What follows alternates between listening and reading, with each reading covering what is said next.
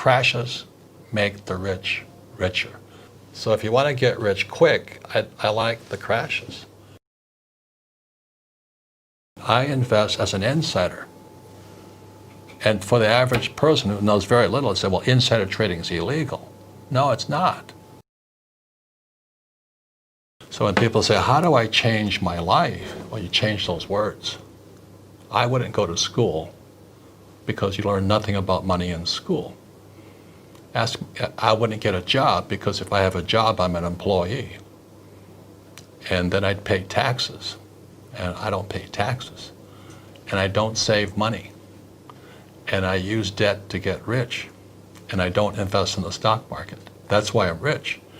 And so the young people who are listening right now are saying, but that's what my mom and dad said. But that's what mom and dad say all over the world. So to the young people, I just say challenge or question what you've been taught. Because from the Bible, I'm not religious, the word becomes flesh. So if you say, go to school, they say, but I learned nothing about money. Get a job, you become an employee. Yeah. If you're an employee, you work for money, I pay taxes. Then they tell you to save money. Why would you save money when the government's printing money? You know, and get out of debt. Well, debt is money. I use debt to get rich. Most people use debt to get poor and invest in the stock market. I don't invest in the stock market. So when you wonder why so many people struggle financially, is they haven't challenged the hypnosis, the words. Go to school, get a job, work hard, save money, pay taxes. Until you question those hypnotic trances, you don't change.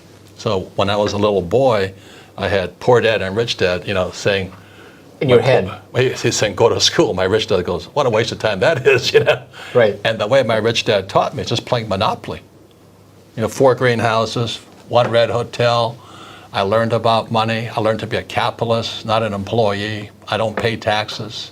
I use debt for money. And I don't invest in the stock market. And when I say that to adults, they get angry at me. So, well, that's what I've done. I said, well, that's why you're poor. But when I said to young people, you have a chance yet. You have a chance. I'm not saying I'm right. I'm just saying question the hypnotic trance put in your head, because that's what keeps people poor. The economy doesn't exist out here. The economy exists in here. Yeah. And until you change the words become flesh. If you get a job, you're an employee. If you save money, you're a saver. And why would you save money when they're printing money? And they say, invest in the stock market for your pension. Well, why would you do that? Because that's how they get your money. And get out of debt when guys like me are using debt as money. So question it, that's all I'm saying. So what do you think that person should do? They've started to question their beliefs. They got it. They know, okay, I've been brainwashed. I know, but what do I do now next? Well, not to be commercial about it, but that's why I created the cash flow game. Yeah. It's the only game that teaches accounting. Yeah. And most people come out of school, they don't even know what accounting is. They say, oh, they taught me to balance a checkbook. I'm going, big deal, You have to know assets and liabilities. You must understand taxes. The rich don't pay taxes. Yeah. And the rich use debt as money. So the question is, that's what I had to do when I was in my 20s. I said, how is it the rich learn to use debt as money? That's a challenge. And the brain goes, because it doesn't make sense. Yeah, it doesn't. Yeah, you got it. And then how do they not pay taxes?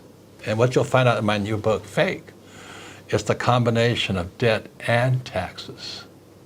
You see, the more debt I use, the less tax I pay. Right. It's counterintuitive.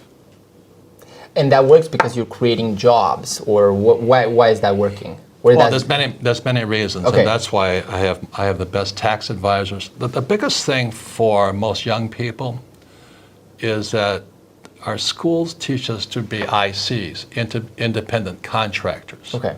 or self-employed, or even if you're an employee, you're still an independent contractor who has a job, and you do it by yourself. I think much of the young world is in the selfie world. Look at me, look at me, yeah. Look at me. Whereas In my world, it's a team sport. I'm a rugby player. I go on the field with a team, toughest, meanest guys I know. And so you could be the A student from Princeton, but I go on the field with 15 tough men, kick your ass.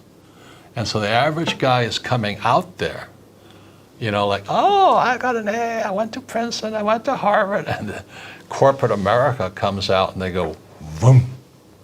So that's why when I talk to young people, I say, look, it's a team sport.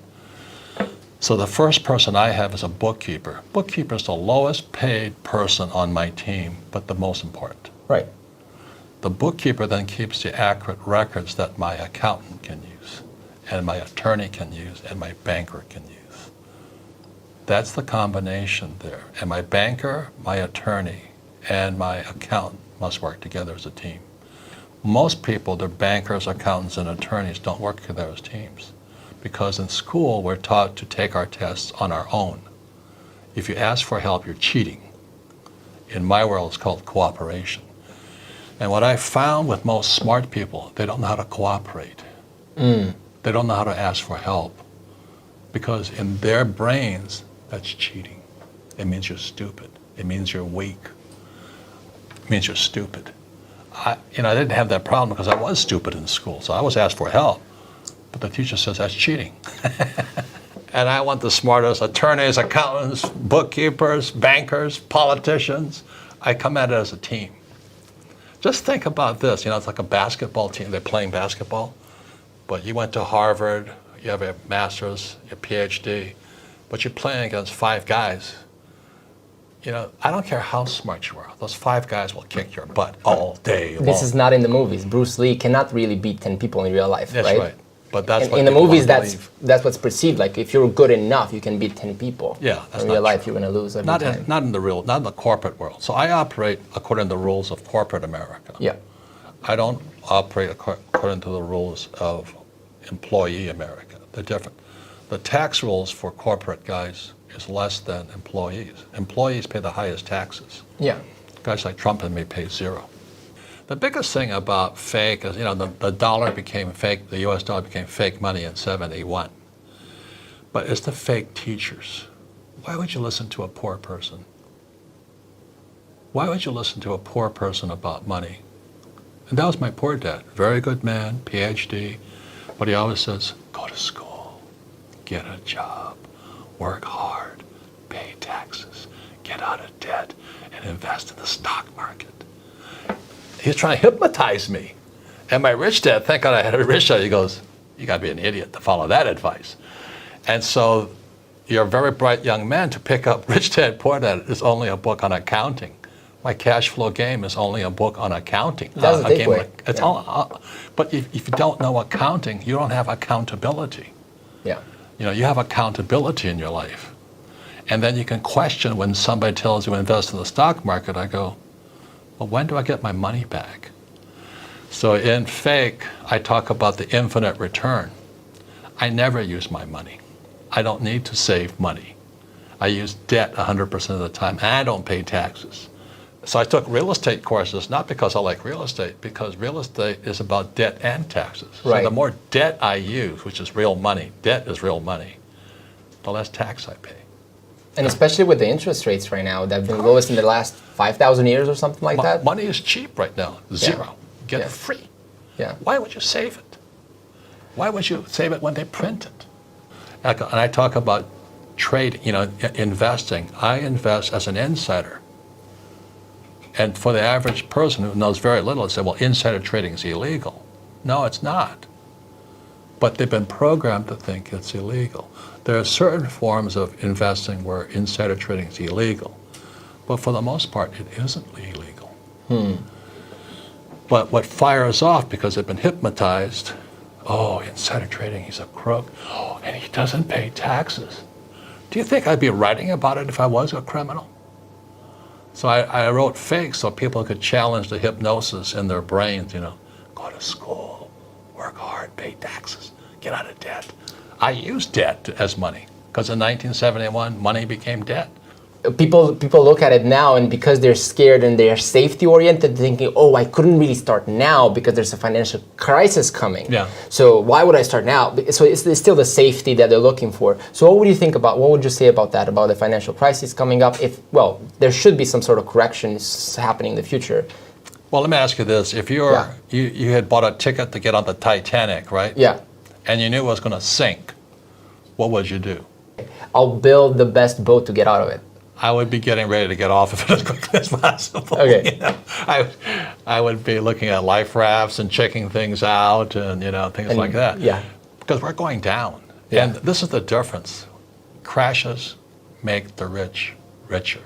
So what happens is, there's an old saying in investing, the bear goes up, the bull goes up the stairs. There's bulls and bears, right? Yeah. So the bull goes up the stairs, the bear goes out the window. So if you want to get rich quick, I like the crashes. Because you can buy low. Oh, shit, it comes down so fast.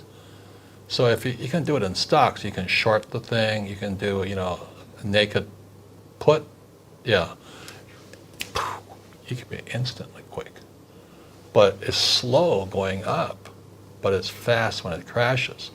So right now, if I was a young person, I'd be taking probably a stock options course to trade the market coming down, because you'll get rich faster that way. It takes about 5 years to practice that. But I love crashes. I get really excited about a crash. Unfortunately, most people get wiped out. But nonetheless, the facts are crashes make the rich richer. That's why fake is fight fake with facts. Yeah. So if you want to get rich quick, it's when the Titanic is going down. You can sell lifeboats. You have to make mistakes to learn, but our schools punish you for making mistakes. And then they also punish you for asking for help, because that's called cheating. I call it cooperation. Yeah. So everything is opposite from school. Entrepreneurs are not going to make good employees. So you might as well think of your conditioning and do the opposite, and you're probably better off. Well, you got to change, go to school, get a job, save money, pay taxes. Yeah. The question right now is, how do I make so much money, I use debt, and I pay no taxes legally? I said, I wouldn't be saying that if I was crooked about it. But I don't have to hide, because I do it legally. When people hear this advice, then they go out in the world, and me included, but let's say I've done some sports, you've obviously had military training and all the things that I think evolved discipline in you, I'm thinking.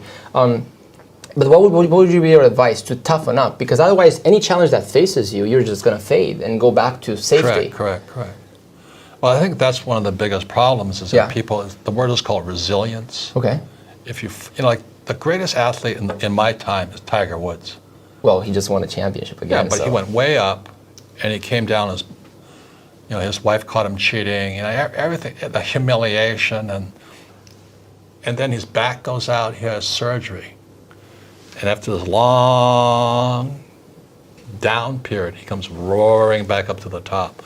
And if you've ever been to Augusta, the golf course where the Masters is played, that is the toughest golf course I have ever seen. I don't know how those guys play that course. Yeah. You have to be a mountain goat to play that course, And these guys are taking shots from down here, the green's up here. And these guys are going, holy mackerel.